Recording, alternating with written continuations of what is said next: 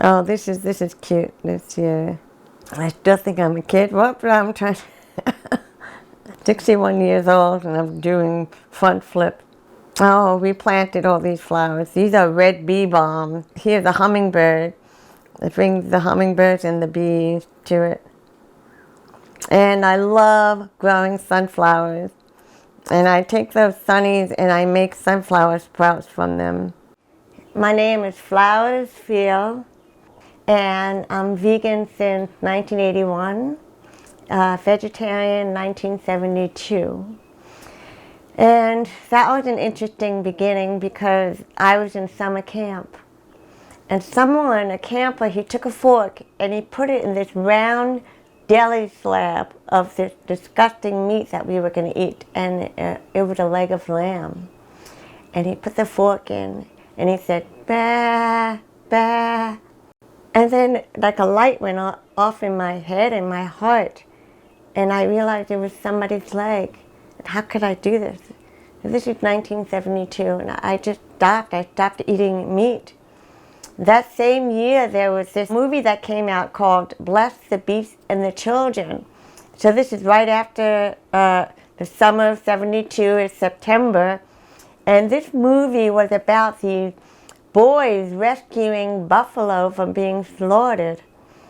And that same month, my guitar teacher taught me this song called Dona Dona. It's an Israeli song about a calf that's going to slaughter.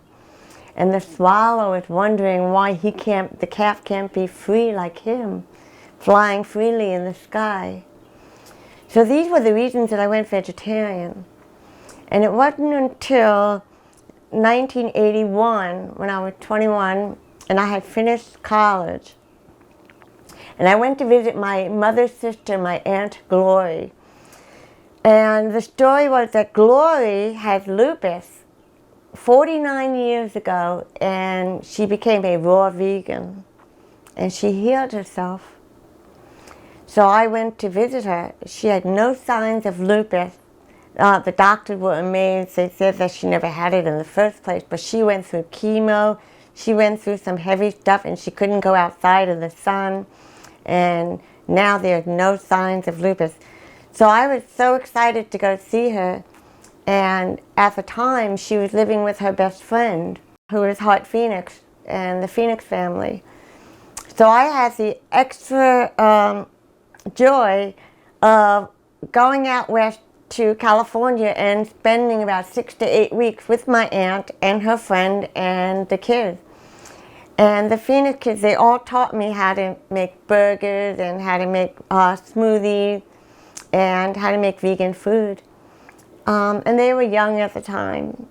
I think River was about 10, and I think Joaquin was maybe 6, or 5 or 6. I needed some more of a social life, and I loved my time there. But Heart, she told me about her sister's place in Florida. And her sister is one of the founders of Gentle World. After leaving there and taking my newfound veganism with me to eat plant-based, I went to Florida on a bicycle, actually. I rode a tandem bicycle across the state of Florida, and I got to Gentle World, and I walked in, and I knew I had come home. And this is where I buried all my leather. I took everything that was made from animal skin, my bags and my shoes, and I buried it. I put it in the ground, and I prayed that my karma would turn up from this, because I felt bad of ever having to hurt another being. That's how I became vegan. What have you noticed different since becoming vegan, whether it's physical, mental, emotional? Well, when I first started on the vegan journey, because I was vegetarian, but the veganism made a big difference. Because as a vegetarian, I had migraines, I was heavier, I had a little bit of arthritis related to psoriasis. And the first year of being vegan, I spent almost that entire year fasting. I would do juice fast for 7 days, 20 days, 30 days, diluted juices in water, and I would eat raw food in between and maybe some cooked food. But I spent that first year almost being mostly juicing. I lost the weight. I never had migraines again. My psoriasis basically went away. I felt lighter. My consciousness was clear. I was getting healthier. Oh, another big thing was emotional.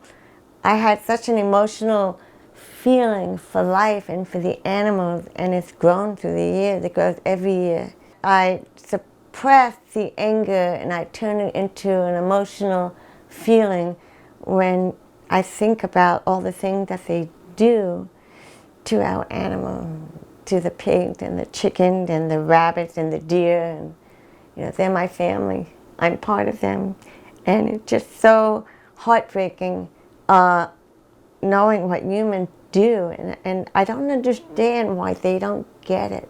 Something that seems so simple, to love one another, and why most of humanity doesn't get it, but I realized that I was them at one point. So I have hope. There's hope that maybe they too can change. Define veganism. Veganism. Well, veganism is love. It is the consideration that there is life in this world that deserves to live. Veganism is compassion for all life. It's live and let live.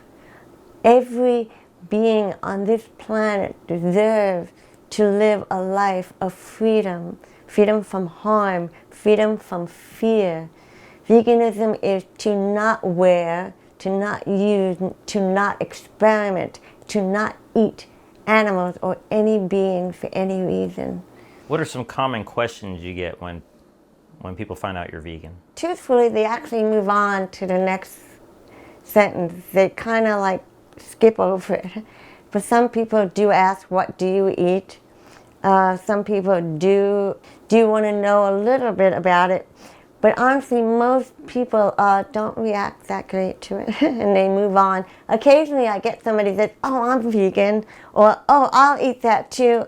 When that happens, it's a hallelujah. You meet somebody that gets it and understands what it is to be vegan. I don't get that many people asking me after I tell them I'm vegan. Very few ask me questions about it. I'm not sure if that's common or that's just the way of the world.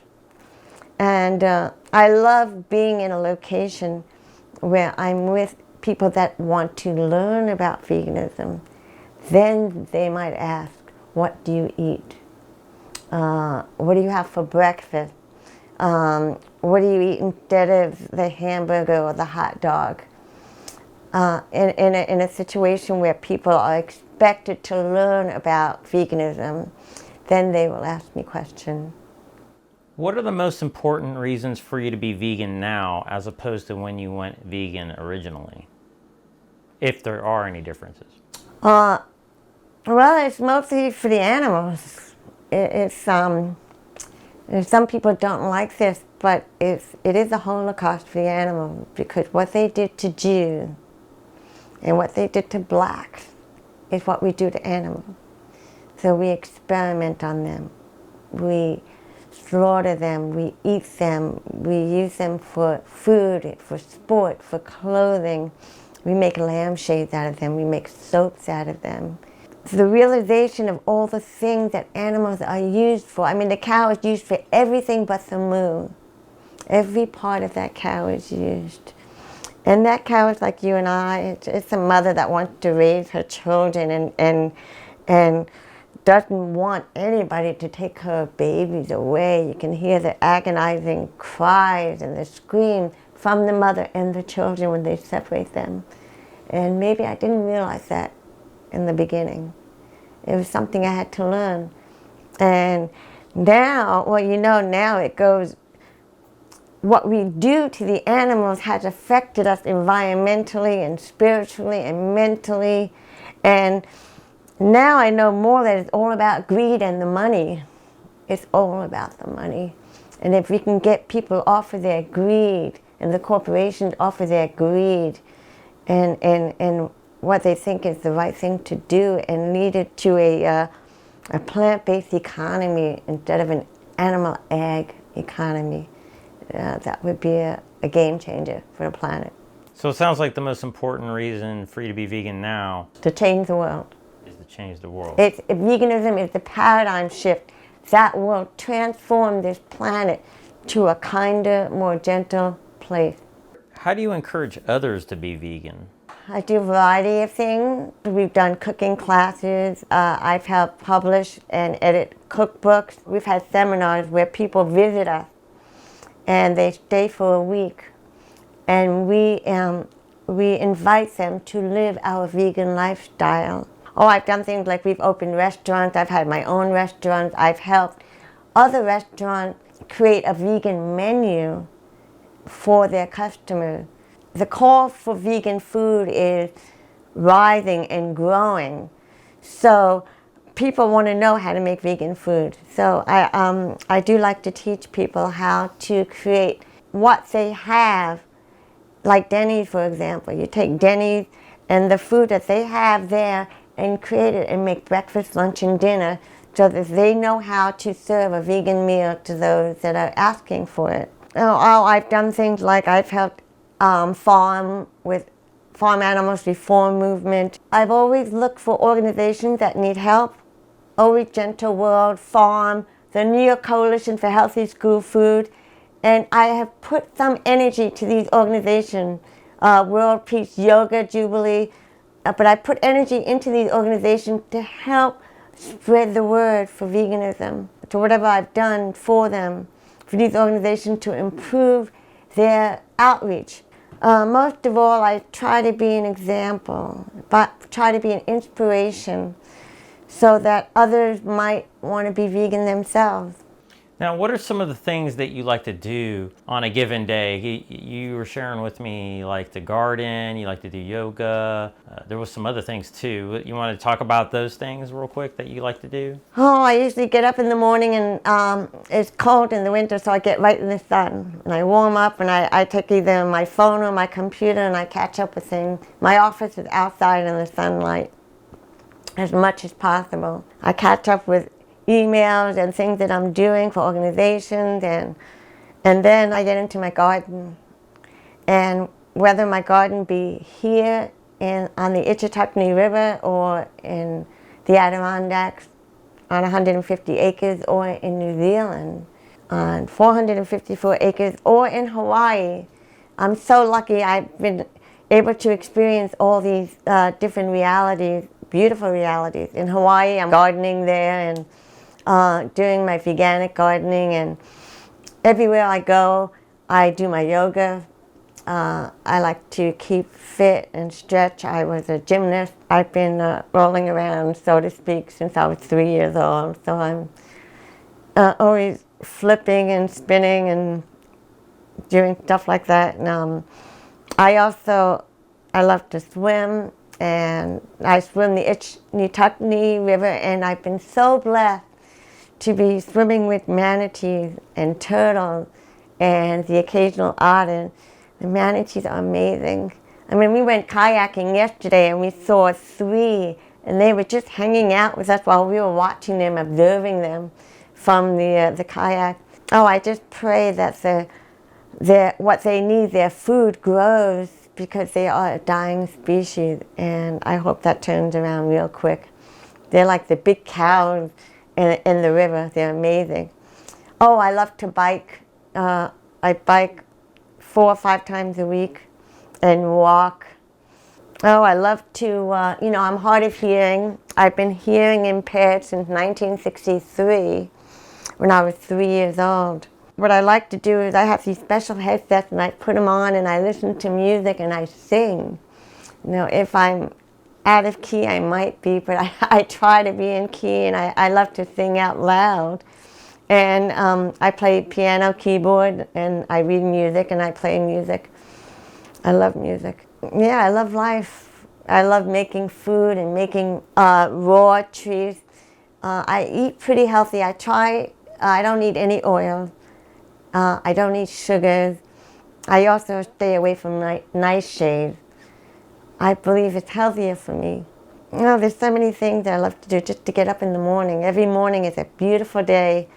And even if I've been stuck in the snow, which I have, I made the best of it. I just put on all my clothes and ran out in the snow, and I did some yoga in the snow. And you know, life is a blessing. Oh, I love watching videos. You know, at night after we play the keyboard, I'll watch a movie or two, or a show, and go to sleep and have sweet dreams. You also do paintings, and you made that shirt. Well, I haven't done that in a while. This is interesting. When I was in junior high, I was vegetarian. I used to copy Peter Max's work. Peter Max, he did the Beatles album, and he's vegan. And I used to copy his work on T-shirts and pillowcases, and I would give them away. We started painting windows for the holidays to make a living. So we painted Christmas windows and storefront, and then I did some pictures on wood, and so the story was, when I volunteered for the Coalition for Healthy School Food, I would do the galas to help raise money, and I would I would volunteer with Peter Max, because he was on the board. Well, and to follow this, in the apartment that my parents moved us to, I had the opportunity to decorate the room, and my wallpaper, bedspread, and curtain were all Peter Max design. So I got to work with him, and it was a treat. He was my art idol, and he inspired me to paint and write love everywhere, and just the fact that he was vegan, it just brightened up my life that we were on the same path. Because of painting windows, I just improved on my art, and I did murals and storefronts, and those were the kind of artwork that I did. Sign painting. How has being vegan affected your relationships? Being vegan in relation to my family, well, you have to realize my Aunt Glory is vegan 49 years and more. So she actually led the way. So I had her to look up to. The rest of my family was kind of down on it. My sister was actually vegetarian with me in 1972, and she stayed vegetarian. It wasn't until a few years ago that she got sick that she actually became vegan. So it was life-changing for her, but it took her all these years to make that change. Even after talking to Dr. Clapper, and we were telling her, oh, just stop your dairy, stop the milk, stop the cheese. And it took her a long time to get it and understand. My father actually became vegan. When he had his heart attack, and the first thing that the hospital served him was steak, my father started screaming. This is what put me here in the first place. How dare you give me meat here in the hospital? At the time, my father went vegan. And he's not anymore, he's vegetarian, but he's trying. I mean, he's 89, he's going to be 90. You know, with Facebook, I stay in touch with my friends and family, and I have a very large group of friends and family, because we grew up in a neighborhood in New York City, in the Bronx, that we've stayed friends forever. And I noticed through the years, my friend has gone vegan, another friend has gone vegan, or this one is almost vegan. She just wants to get over her yogurt. It's like people are accepting it, and people that are meat eaters, they like my posts about animal rights, about the foods that I'm eating. It's turning around. They're opening up to the idea of following a plant-based vegan lifestyle, and I hope I've been an inspiration with everything that I've been put out. I mean, I used to go to the temple, the Jewish temple in my neighborhood when I first became vegan, and I used to talk to people. I would have a group of people around me as to why I was eating plants and that it was the kosher way to be. I try to talk to people. I try to reach their humanity. Sometimes I talk to them as if they are already vegan, get the reaction from that. Has it been hard to have relationships with people? Has it been easier? Well, since 1991, I am married to Justice Field. Oh, it's been wonderful because in so many ways, just to have a partner and somebody who loves me and cares for me and somebody that is on the path to share the vegan message with the public. It has made things possible that I don't think I could have done it alone as well. I couldn't have done the Animal Rights Convention without him, or put on the World Peace Diet Retreat with Will Tuttle without Justice. I couldn't have done the Anderson case where we rescued a family from jail time because the court thought they killed their baby on a vegan diet. I couldn't have explored the world in the ways that I have. We hitched through Central America and we lived in Costa Rica and we did vegan outreach. Together we taught restaurants how to make vegan food, and we put on seminars and cooking classes, and we did that in Australia and New Zealand and all through Central America and Canada and in America and in the Caribbean. We've taken over kitchen. We've had banquets. We've catered. We've had restaurants, and we've taught other restaurants how to make vegan food. So having Justice as my partner and my lover has enabled me to do so much more to spread the word of being compassionate and being kind to all life. Could you be with somebody who wasn't vegan? Oh, I could be with somebody, but would I kiss them? No. I don't think I've ever kissed a non-vegan. So I'm vegan since 1981 when I was 21, and I've had plenty of boyfriends. I have never physically been with somebody that wasn't vegan, and I wouldn't do it. In fact, if I was interested, if somebody was interested in me, they would have to make a change. They would have to be totally vegan and get rid of their leather, get rid of whatever they were eating. They'd have to change, and they could not kiss me until they were vegan. How do you deal with family that isn't vegan, like on the holidays? What I used to do was bring my own food. I would, even though I don't eat gluten, at the time I actually did, and I would bring seitan, and I would bring food like mock chopped liver and seitan and tofu omelets and chunks and lasagna.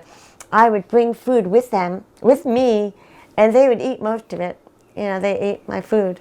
It's been years, it's been many years since I've eaten with family, especially with the pandemic. But that's what I used to do back in the 80s and the 90s. I just bring my own food. Tell the truth, my family rejected, they loved the food, but a lot of them rejected the veganism. And then I had family my cousin was a butcher, and 2 of his kids died, and he became a vegetarian. He right away bought a cookbook, the cookbook for people who love animals by Gentle World. He bought it from me, and he changed his life. So there's that part of the family. And then there's the part of the family where my cousin was dying. He was only 37. And I was researching all the ways that might help him. And his brother was an attorney. He actually said that he would call the police on me if I ever contacted my cousin again. They wanted to call the cops on me for reaching out to my cousin. I was sending him information and things about going to Hippocrates and try different places that could heal him. Talked about plant-based and veganism, that it might turn around his disease.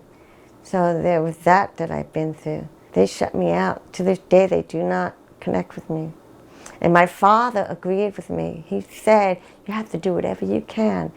Any input to prevent your loved one from passing away, from dying. That was hard. But nowadays, it's more turning around. My cousins like my posts, and I give them recipes. Another cousin just said to me, "Oh, I'm going to start doing greens now. I'm going to start eating kales and broccoli and putting them in my smoothie." It's changing. The world is opening up. Hallelujah. A long time coming. How might life be different if you were raised vegan? Oh, what a miracle. I would have good karma from the beginning. And the animals would eat from my hand as a baby instead of when I became vegan. I'd be healthier. I wouldn't have any psoriasis. I wouldn't have any migraine.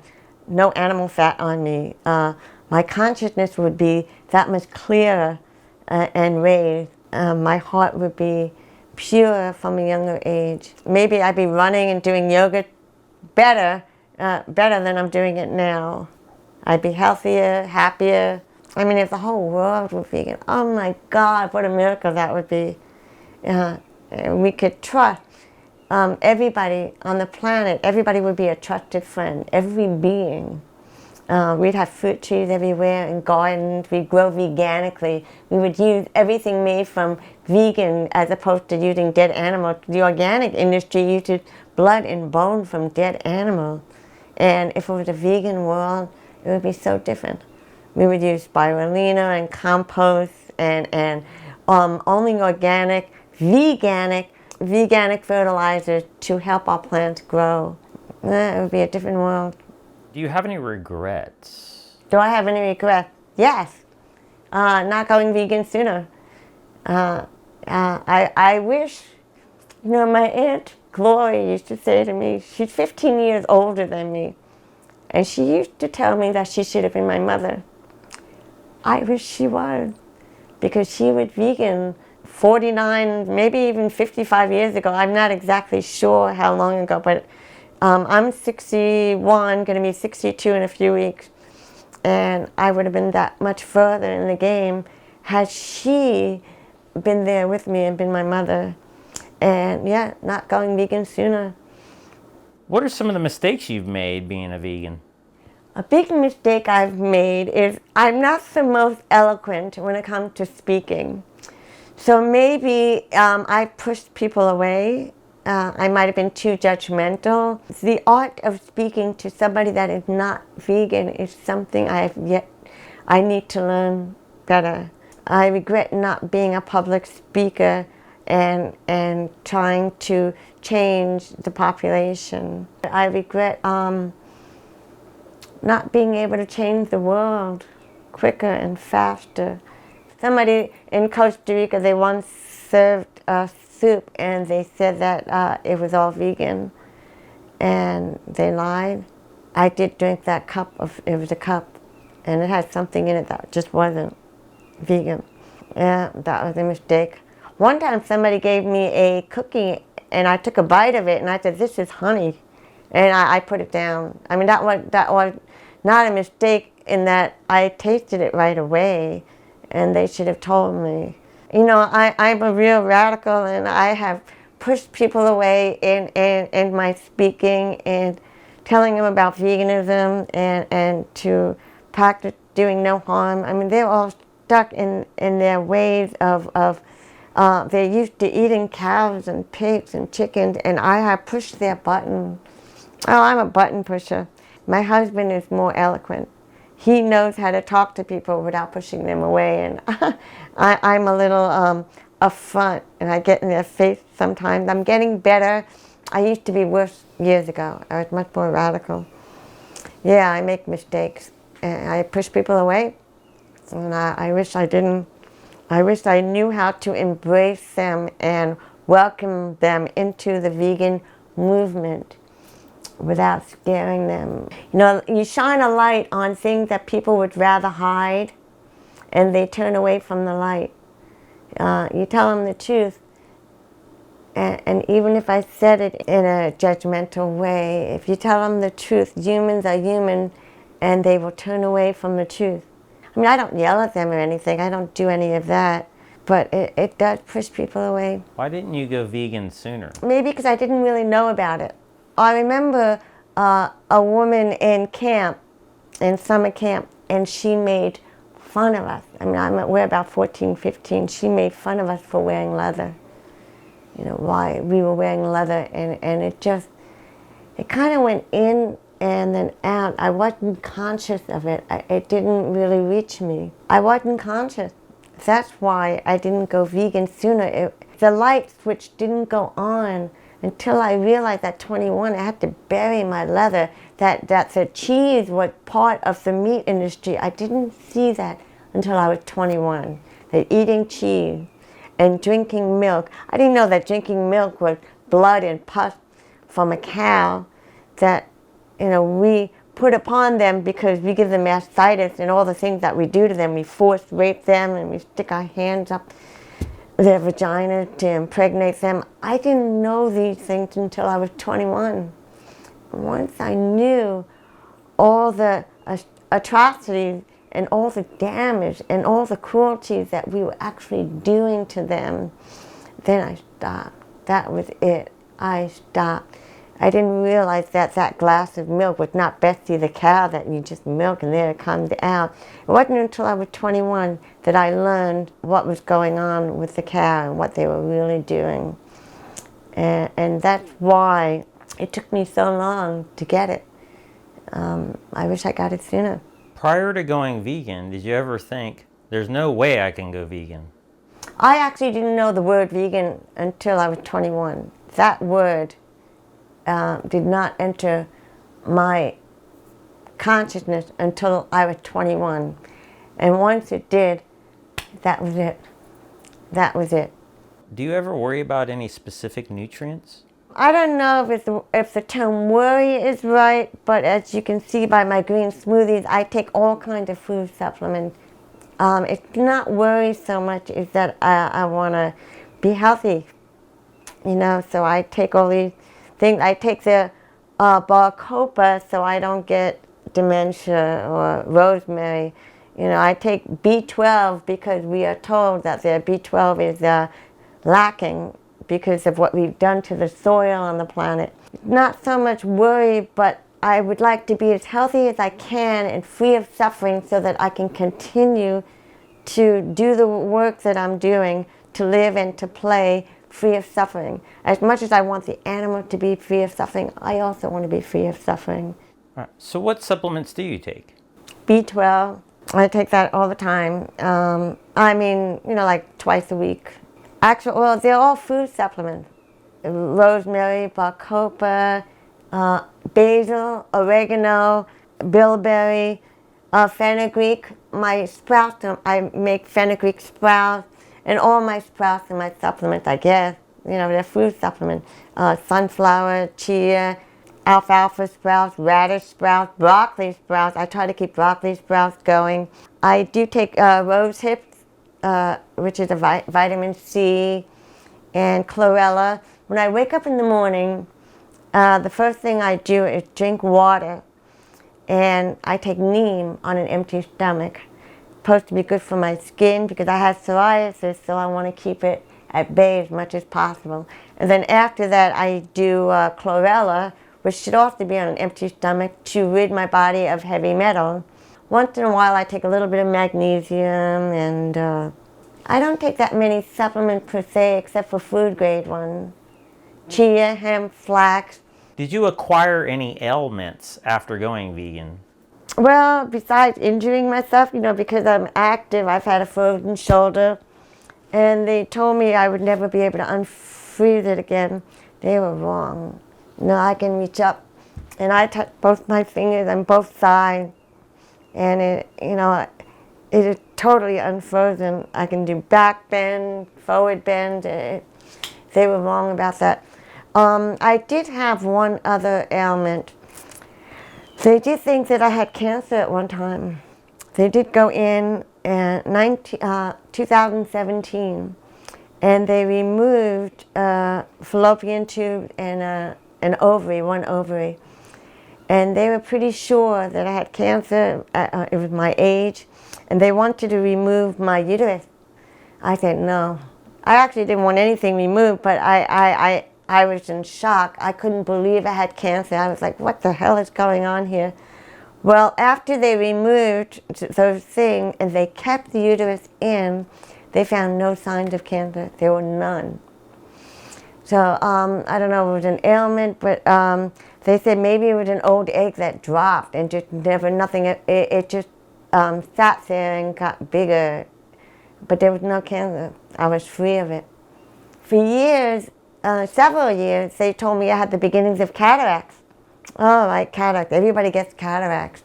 Well, I looked it up and I started taking bilberry. And this summer, the past summer, when I went to the eye doctor, I said, well, where's the cataracts? He said, what cataracts? He said, you don't have any cataracts. This was a new eye doctor in the same office. And he looked at the back record, and each one said that I had the beginnings of cataracts. It disappeared. It was gone. It was gone. Oh, I did at one time, well, I don't know if you want to talk about this, but I did have vertigo. And I had it bad, but I healed it with herbs. I would get up and I got so dizzy and I was throwing up and I had vertigo. And Dr. Clapper, he gave me these special exercises to do, and I did them and it helped. It helped stop it in midstream and I was free of it. But the thing that got rid of the vertigo totally, there's a place called Delgado Protocol, and I got my hormones tested. Because every doctor I went to, the ear, nose, and throat, and to the head doctor, and they did these MRI, CAT scan, they couldn't find anything wrong. Somebody suggested that I get my hormone tested because the hospitals and the doctors don't do it. So I sent a spit test to Delgado Protocol. They told me I was low in some hormone, and they gave me a prescription of herbs. So I looked all the herbs up and I went to Mountain Rose Herbs and I got them. And for 3 months I did them. I never had it again. It was all hormone. That was it. It disappeared. It was gone. How do you suggest others get started? I give them a list of websites. I give them Dental World, PCRM, Green Planet, One Green Planet. I give them recipe websites. I tell them what foods to use. I tell them about tofu 222, which is usually tahini, tamari, and yeast. And those 3 ingredients are magic. And you can make a salad dressing with them, or a gravy, or put them on your tofu and make an omelet. Put them on your macaroni and make macaroni and cheese, or put them on your potatoes and you have potatoes au gratin. I tell them about the simple ways that they can make food. I send them links on vegan cheeses, vegan ice creams, and recipes on how to make different things. I also send movies. I have a list of over maybe 110 or 120 different videos that they can watch. And I send them that link. I tell them about nutrition facts and not milk, vegan outreach. I send them leaders in the movement and online and their cooking shows that they do, and give them reasons why not to use silk or wool or leather. And we talk about the lives of the cows and the pigs and the chickens and what they do to them. I try to educate them as best as I can. Vegan cooking classes where I teach them how to make sunflower milk or cashew milk and omelets and French toast and raw salads, smoothies and paninis. Teach them how to bake without using eggs and milk. So I just give out information. You know, I pass out the Why Vegan from Vegan Outreach. I did that for many years. What is the easiest way? Instead of reaching for that hamburger or the hot dog, you go to the store and you reach for the vegan Beyond Meat or the Prager's or Boca or the Light Life hot dog or the Follow Your Heart mayo. And instead of spending your dollars on the animal-based products, spend it on the plant-based. Just take the extra few minutes or ask in the store. Or sometimes I have taken people shopping and I have shown shown them, like if you go to Aldi, Aldi's has all the animal-based dairy product, but they also have the vegan one. So you show them the vegan milk, the vegan cheeses. They've got tofu there. Or I've gone to stores and I've walked with them and showed them the things that I would buy. Find somebody who's actually vegan and go shopping with them. I mean, there are vegan meetups and there are vegan groups and communities everywhere. It's easy to get a vegan friend. I mean, you can go on Facebook and look at vegan anything, or LinkedIn, and look up the word vegan, and you will see millions of people, and you can ask them, try to friend them and say, hey, look, can you teach me how to go vegan? Can you teach me what to shop in a store? Can you show me the products that you would use? I mean, I think Facebook is, even though there's a lot of negative about Facebook, but it is a vegan meeting place. It is amazing, the information that you can learn from all the people that are plant-based and vegan on that site. Years ago, up in the Adirondacks, there's no vegan in the area. There's nobody around us. They're all hunters. You know, there's large tracts of land. And I had a meetup one year. They wanted to get out in the country and eat from my garden, and we swam in the rivers and the spring-fed ponds. I invited people from Vermont and Montreal, and it was a vegan meetup, and they came. And gave them a walking tour, and we fed them. It was quite fun. That was an interesting thing to do. You can also you invite the people, if you have the time and the space, you can invite people into your home or on your land and show them the vegan lifestyle.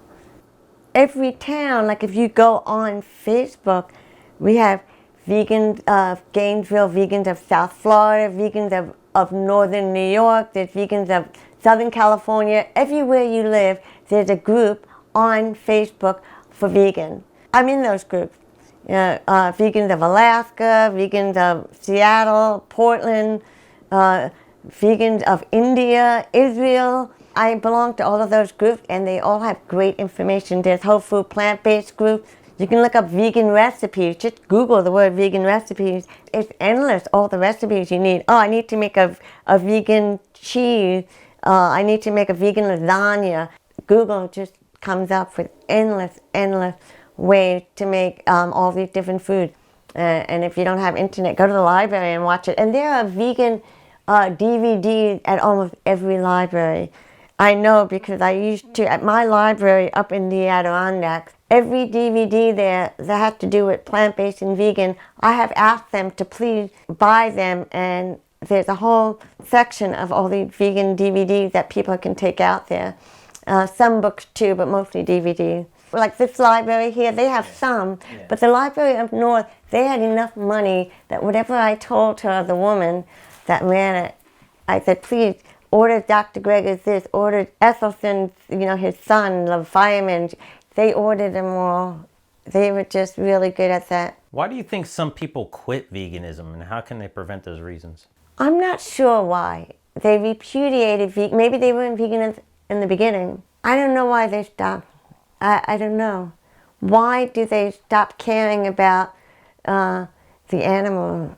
They shut it down. They shut something down. I don't know the answer to that. I'm sorry. Do you have any success stories you want to share? One woman, she had gallstones that had to be removed, and we put her on a vegan diet. This was in Costa Rica. It's a local Tico woman, and she was going to have an operation to get them removed. So by the time she went to get the operation, they were gone. And she started eating, instead of white rice, brown rice, and more vegetables, and salads, and corn. And she didn't need that operation. It disappeared. She healed, and she moved on. I think my Aunt Gloria, she had lupus, and it totally gone. I mean, my husband, he had asthma. He was in the hospital with a tube down his throat, and he was addicted to prednisone, and it was bad. They had him in the hospital a few times. But now he is totally free of all medicine. He no longer has asthma. He doesn't even carry his inhalers with him. My friend Angel, she was an asthmatic, no more. She doesn't carry her inhaler with her. Yeah, there are lots of success stories. I had a friend that had heart issues. His cholesterol went down and his numbers went up, and he got much better. I have a friend that was over 300 pounds, and now she's really thin and she's healthier and happier. I mean, I have to say, I've lived more in vegan circles. I didn't grow up in cities, except when I was little, but as a vegan, I didn't live in a city. I didn't live with a lot of people. I'm more of a hermit in that way from society. What is a favorite quote you want to share? The easiest quote I know is live and let live. It's just so simple. Is there anything about vegans you'd like to change or see changed? Just recently, I was so proud of what was going on in New York City with Eric Adams and Rachel Atchison and Michelle McMacken, the doctor, and Amy Hamlin of Healthy School Food, of the Coalition for Healthy School Food. I am so proud of what they're doing. And in putting out the information on what's going on, there's bickering going on. For the thing, Eric Adams isn't totally vegan, or he eats fish, and these are vegans that are saying it, and I'm like, drop it. We don't really know for sure if he eats fish, and even if he does eat a little bit of fish, or if he's not totally vegan, look at what he is doing. He is incorporating plant-based, whole food plant-based clinics into New York City, where all the citizens, how many people are in New York? There's like 11 or 12 million people can now go to a doctor for a whole food plant-based prescription. That is what they are getting for their diseases. So there's some bickering going on in the community. They don't see the whole picture, and they're upset. Some of them that they say that the first Friday where it was supposed to be all vegan wasn't totally all vegan. Well, guess what? It's a huge transformation. They have to change the whole buying system, all the food that they buy. They have to change everything.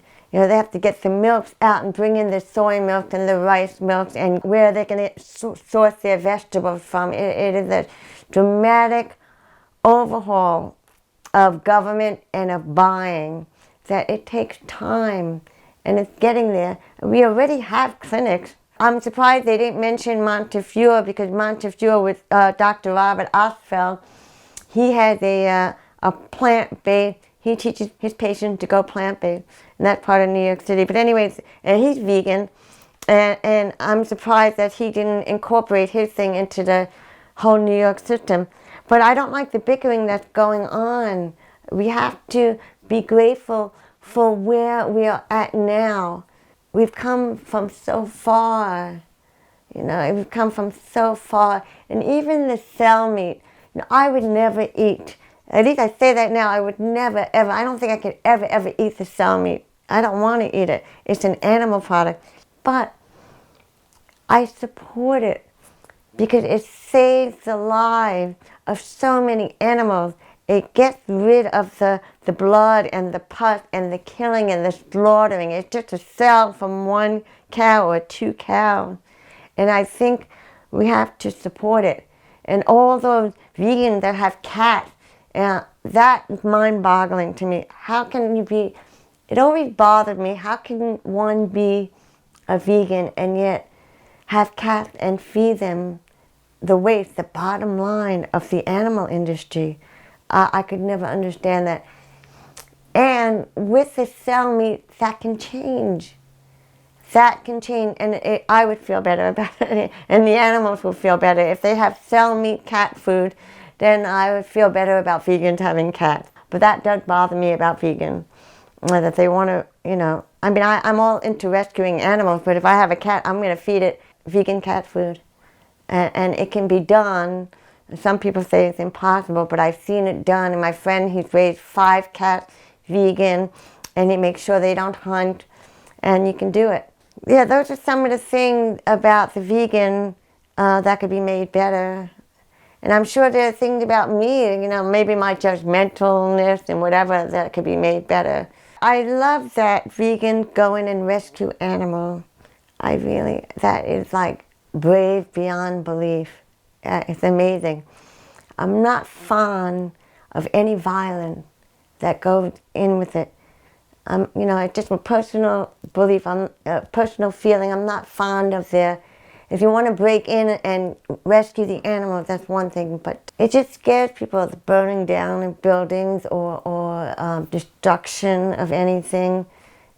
Just get the animals and get out of there. But in general, I love vegan. I love vegan because we're the only ones that really care about life on Earth.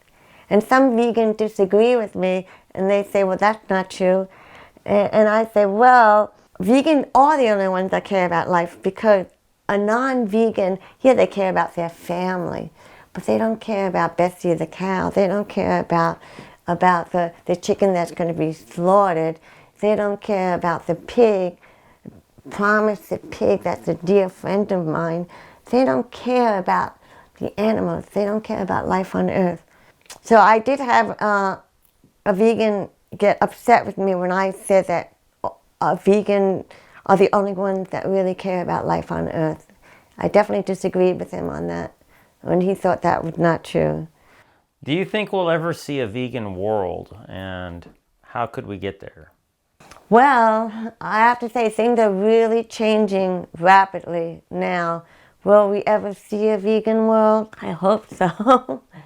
I don't know, because knowing is actually doing and being there. I'm almost 62, and maybe I will see a vegan world in the next world, when the time comes for me to leave this planet. Will I see it on this planet? I would love to. I don't know if I will. Unless some disease comes along, like mad cow or a pandemic that kills off all the people that eat animals and keeps us vegan alive, then we will see a vegan world. I've been there. There was a time when I did eat animals. So, I don't want to be mean or anything, because I was them at some point. But if there was a way that a pandemic would come and actually wake people up to what it is that they're eating and consuming, that's what caused the pandemic, that they would actually change and go vegan. Well, there's hope for that. There's hope that something will come along. All these people will go vegan, or maybe on a financial way, money way, that the corporation will see that plant-based and vegan is the way to feed the people, and they will just drop. They will drop all their cow's milk and all their non-vegan food and just sell vegan food, because that's what the customers want. So if that's what the customers want, and we prove, we buy everything made from plants, that maybe the corporation will stop and they will drop their meat, and they will drop fish, and they will drop dairy products. Maybe. It's growing faster. Years ago I wouldn't have thought, but maybe now, maybe there's a chance. What would a vegan world look like? You can trust everybody, is trustworthy. Everybody is a friend. A vegan world will be where the deer come up to you and you can feed them, and the pigs, you want to give them some treats, and all the animals, they're not fearful of us anymore, and they come up to us. We can trust everybody. A vegan world is where it's not based on greed, but based on trust, and based on love, and because everyone is a trusted friend, and there's fruit trees everywhere, and you can walk down a road and there's an apple tree, and there's a plum tree, and there's cherries, and we all share our garden vegetables. Everybody's growing greens and corn and squashes, and we trade with everybody, and we're not living in fear. You know, the government, we're just not living in fear that they're trying to place on us. And the places we can, the water is clean. You can drink in a vegan world, you can drink the water out of the river. The only place I know that I can do that is in New Zealand, on the Gentle World property in Shangri-La. I drink the white bubbly stuff out of the water. It's the only place I know to do it. Maybe there's another place, but that's the only place that I've been able to do it. It borders a national forest, so there's nothing behind it. But somewhere down there, if you keep going, there's going to be the cow farmer. But I mean, a vegan world is going to be clean and loving and kind. Fruits and vegetables and smoothies everywhere, and animals not running away from us, but towards us in friendship and harmony. And a vegan world is going to have, if you have to cut the grass, you use the solar, or you use solar power to cut your grass. And a vegan world uses solar power airplanes and cars, and everything is run on solar and not fossil fuel, because that's part of a vegan world. What foods do you try to eat on a daily basis? I guess I'm sort of a creature of habit. I wake up in the morning, I have my supplements, neem and then chlorella, and I drink water. I fast from like 9, 10 at night until 11, 12, and then I start eating. So at high noon, 1 o'clock, I have a smoothie with fruits and vegetables and all my supplements. And then on a cold day, I'll have some oatmeal. And otherwise, I have watermelon. I love banana smoothies. I make a banana smoothie with frozen bananas and fresh bananas and raw cacao nibs and raw cacao powder and raw vanilla and organic almonds and cashews. I blend that up. Oh, I love that. And then I like carrot salads, raw carrot salads with nut mayos and coleslaws. I make sauerkraut. I always have sauerkraut on hand from cabbages that I grow, and then when they run out, from store-bought organic cabbages. I try to do red ones because I think they're the healthier. I love tofu. I love tempeh, but tofu I can eat. I can just break it off and eat it. I mean, we used to eat hot tofu from the factory. We would get it by the bucket, and I would just take a cake out and eat it. I just love it like that. I like it seasoned. I don't use oil in my food. I don't use sugars. I do use dates, and on the occasions I'll use like all you lose or erythritol, birch sugar, but rarely. I mostly use dates and raisins. Oh, I love to make raw chocolate treats, like raw brownies with walnuts, cacao powder, dates in it, or avocado fudge. I love tofu omelets. I make chickpea, because I am gluten-free. So I make chickpea flour, chickpea cheeses, chickpea crackers. I make seed crackers. I love seed crackers with hemp, chia, flaxseed, and coconut flour and chickpea flour with some seasoning, like garden oreganos and basils and chives and salt. And I bake them, and I make crackers out of it. I used to be a vegan baker. We had a vegan restaurant and wholesale food business, and we catered to the stars in our celebrity banquets in '87 and '88. So I baked a lot of goodies, and I baked strudel and pineapple upside down cake, strawberry shortcake, pound cake. And I used to make, I still do, I make a lot of raw pies these days. Raw blueberry, apple, pineapple, mango pie. I make banana ice cream with banana in a food processor or blender. I add some cashews to it and maybe a little cacao nibs and walnut. Soups, salads, grains. I love squashes. I might have about 20 squashes left from the summer and that I grew. Oh, I love squash. And anything I grow, I love to eat. I rarely eat out, rarely. Even Before the pandemic, I've had some restaurants. Either Gentle World had them, or I've had Etopia in San Diego, and I helped open up Good Karma in Venice Beach and a bunch of restaurants across America. So those restaurants I've eaten out. And when I go visit my father in New York City prior to the pandemic, we eat out in vegan restaurants. When I visit him twice a year, maybe like 8 or 9 days out of the year, I will eat out, only in vegan restaurants. Bambi's Cafe is in High Spring, and I garden with her. Every Sunday she has a big garden, and I put my hand in the soil and I help garden. And I have gone to her restaurant and she feeds me. Oh, I love fresh green drinks. Come August, September, and October, my garden is pumping. So I have tons of celery, kale, carrot. I have apples. We have apples everywhere. We pick the local apples. We cut out the bad spots, and I juice it, and beets. And I put a little lemon in it. Oh, and we freeze them. So we freeze our juices, and we travel with it. I love my green drinks and my juices. My favorite food in the whole world is coconut. If I'm in a tropical place, when I lived in Costa Rica, I could easily open up 10 coconuts and eat and drink them all in one day. I've done that.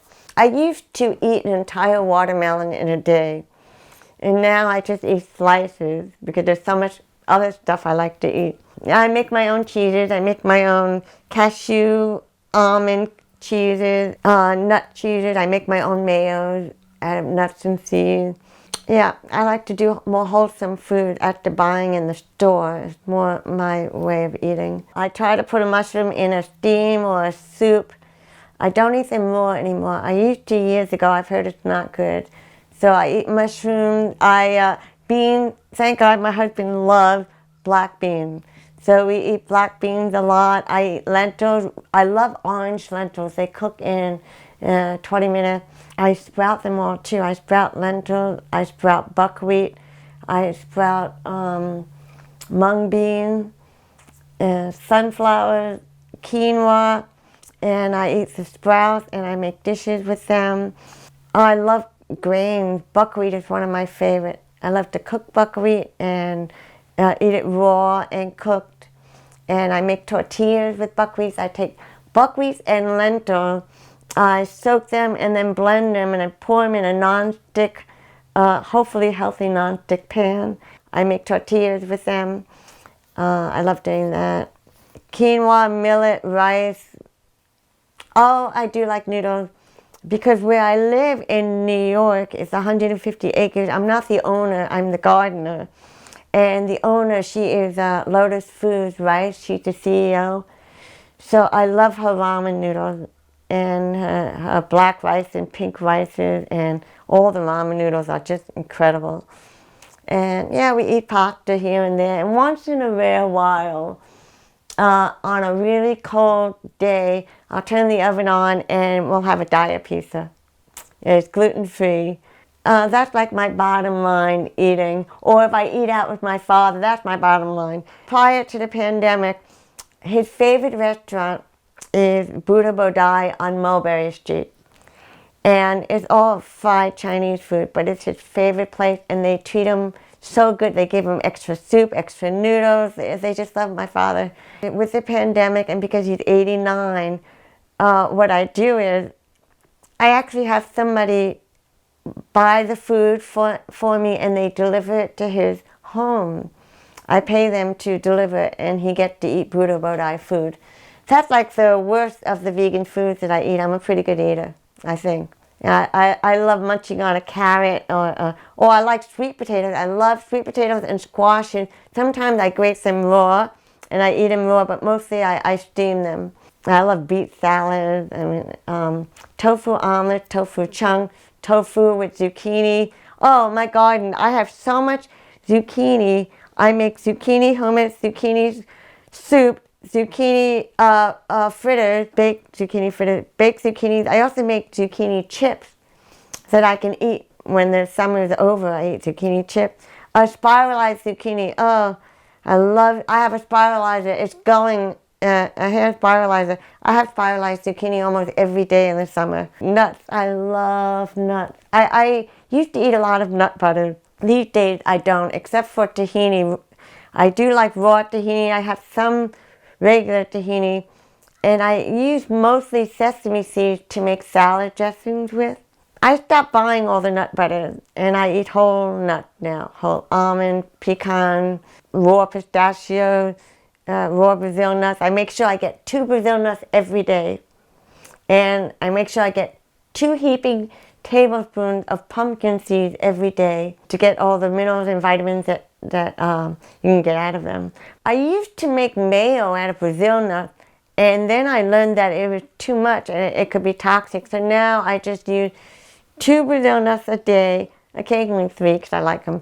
And I make my mayos with almonds, cashews, sunflower seeds, pumpkin seeds, and sometimes a little hemp seed. And I make salad dressing using chia and flax and Bragg's and miso. I try to eat miso every day, and along with my sauerkraut. I don't bake goodies anymore with sugar and stuff. But for my husband's birthday, I did make him, I baked cookies made out of dates. Dates with a sweetener, no sugar.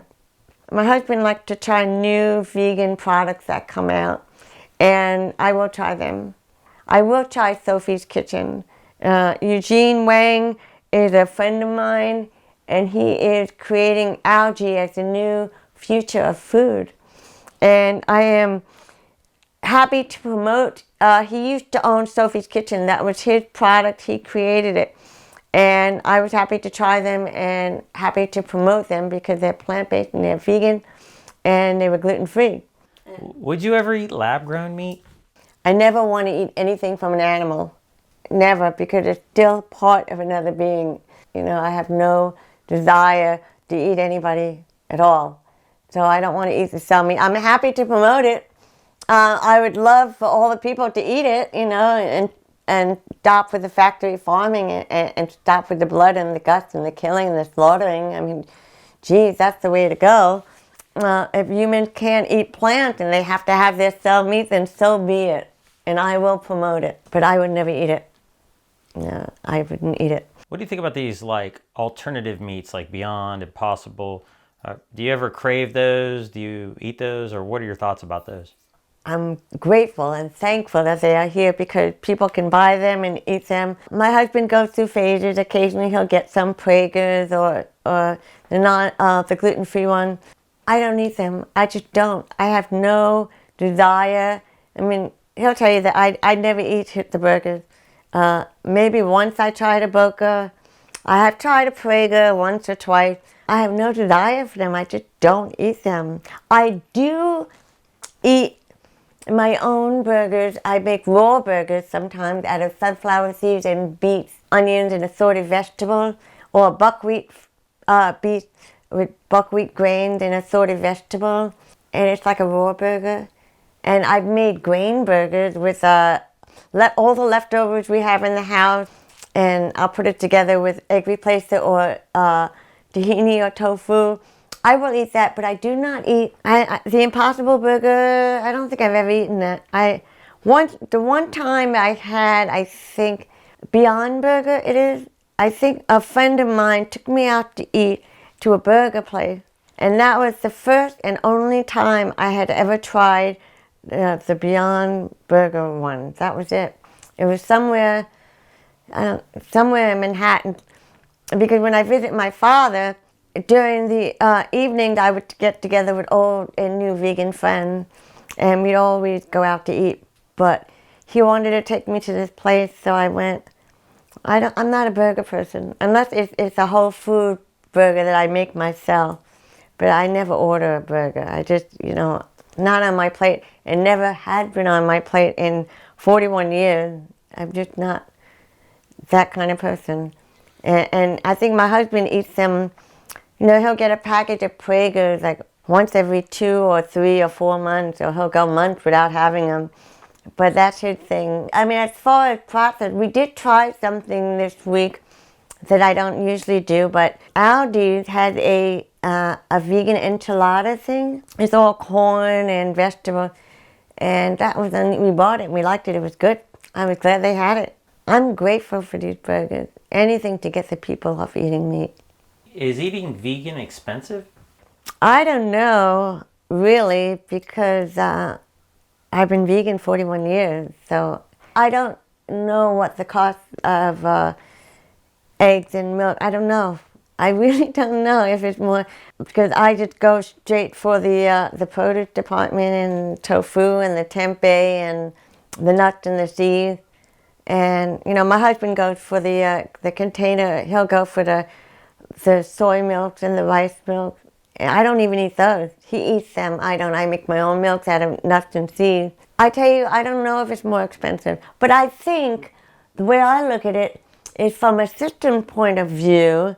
You eat animals, you get fat and sick a lot quicker and faster, so your health bills go up and you're sicker a lot more.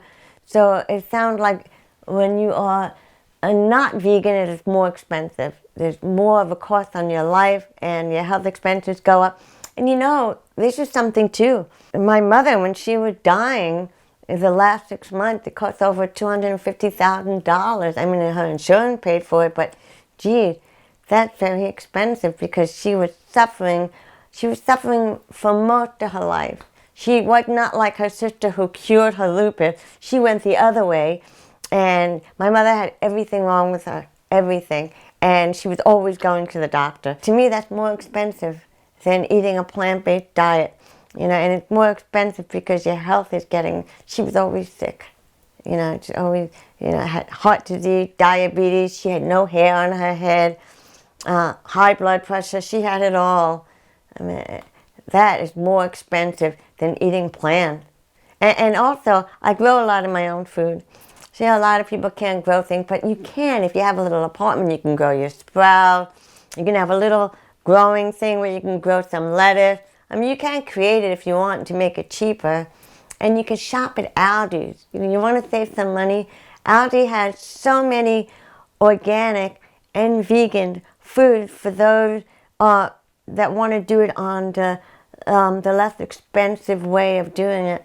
And there's Walmart too. I mean, if you want to spend more money, go to Whole Foods. But I think Whole Foods, the quality of their greens are better than elsewhere. Yeah. And it's not even more money, it's the same price.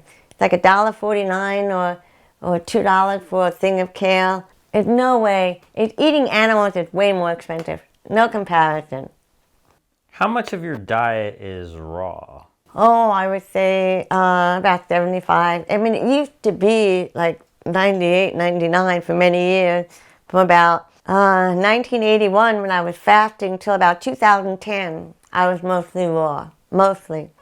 And now it's, I would say, about 75%, maybe 80%. I eat mostly raw all day, and then for dinner, I have 1 or 2 dishes along with a huge salad. I eat a big salad every night with kale and greens and broccoli, and yes, mostly raw. Occasionally, when it's cold out, I have some oatmeal, but it's rare. Today I had oatmeal. It's the first time I've had oatmeal since maybe October. So that's how often. I do soak oat groats and eat them raw, you know, in a savory dish. Yeah, 75, 80% maybe. What do you think about people going on meat-based diets like paleo, keto, carnivore? What do you think Oh about my that? God. Oh, yuck, yuck. All that death and flesh and all our friends, all our animal friends and the pigs and the chicken that's inside them. I mean, I see these people and we're friends with them because we want to be an inspiration. This guy wants to lose weight and he's just eating meat. My mother's brother had diabetes and he was convinced that eating meat was the answer. And his sister, Gloria, is vegan and cured her lupus, but the brother was convinced that eating meat was what was going to save him from diabetes. Oh, he died. He died, you know. He and my mother died before they were 75. It's really sad. And Glory, she's alive. She's 77 now, I think. And she's pretty healthy. I think she's going on strong. And the doctors are impressed with her numbers and how healthy she is and that she does not take any pharmaceuticals at all. not one. She doesn't, and I don't. We don't take anything. I mean, what for? You know, our food is our medicine. People that eat all meat, oh my God, I think it's disgusting, and it's a killer. And I tell you, the pigs and the chicken and the fish and the cows, they don't like it. They don't like it. They don't like it, I don't like it. And to tell the truth, I don't think the humans like it either because they're miserable. How can you be a happy person with all this dead flesh in your body? I can't imagine. I mean, you gotta relieve yourself of all that guilt in order to be happy. You know, how can you be a light being on this planet if you've got all these dead animals in your body? It doesn't make sense. It just doesn't. It's really insane. The whole eating animals, the whole planet is insane. And eating animals, it's what makes the whole planet really insane. It's what we do with animals. We gotta stop. We gotta stop. So what would you do if a doctor said, you're going to have to eat animals? Nope. Sorry. Wrong doctor. I gotta get another opinion. Sorry. I will not go to you again. There's got to be somebody else I can talk to. I'll go to the telehealth. I'll call Dr. Clapper, Michelle McMacken. I'll go to Dean Ornish, Furman, but Barnard. I mean, I'll go to anybody but that doctor. And I'll spend the money, whatever I have to do, I won't do it. Is there anything that we didn't cover that you would like to share? Well, one of the things that I think would be good for humanity, although some won't agree with me, is if we moved out of the city. I think that country living and living in the natural environment is a saner way to live. I think city living on top of one another is, I guess it could be harmonious, but it really isn't because there's more crime in the city. There's more of everything happened in the city where there's a lot of people together. So I think, from my own experience, moving into the country, growing your own food, living with nature, to the best of our abilities, it's a more natural way to be and to live. I think it's happier, and you can hear your own thoughts more and feel your own heart without the distraction of the city and the lights and the traffic. And well, to me it's kind of scary. I mean, I grew up in the Bronx till I was 16 years old. I lived there. I'm glad I got out, and I only go back to visit my father. But it's a little scary to be going to the city. I think getting out in the country and breathing the fresh air. Yeah, my home's in the country. Come live with me there. The grass is my carpet and a tree my chair. Flowers are in every room, scenting the air. My home's in the country. Come live with me there. Birds above, they weave a bright blue sky and a roof of air that is always high. My home's in the country. Come live with me there. Where the days are made bright by a summer sun and golden light when the day is done. Dear God, when I say it, it's like a prayer. My home's in the country. Come live with me there.